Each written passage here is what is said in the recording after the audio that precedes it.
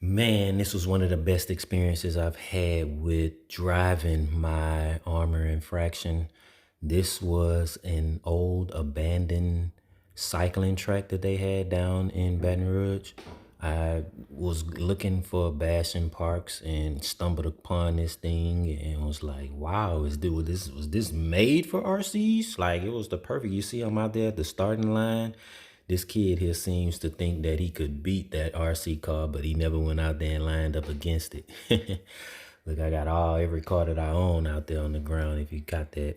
But I took a quick test lap around the track. I kind of heard a bit of scraping going on, so I'm gonna bring it in for a quick pit stop right here just to check and make sure everything was still running good.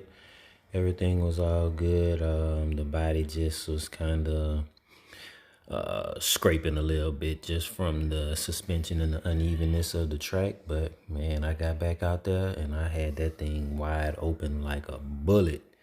It was doing phenomenal out there on the track. It took some getting used to with staying up on the curb. Like when you hit that curb and you go around this bank, like staying up on that, it took some getting used to. And also it wasn't, because it's not specifically designed for RCs, there's a bunch of poles you can't really see, but it's a bunch of poles behind that black mesh.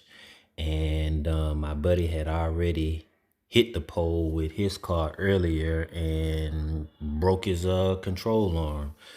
So I was definitely trying to be cautious of that and make sure I didn't crash up there and break anything. I wasn't trying to do any maintenance while I was out of town. We was actually traveling, and yeah, I wasn't trying to do any maintenance work while I was out there. So here, I just brought it in because the kid was saying that he wanted to get to the top of the hill and he was scared to go while the car was moving around the track. There you see him go there. So kind of fixed the body a little bit and got back out there, man. Another thing I'll say is having it wide open on that track, you get a lot more battery life out of your packs.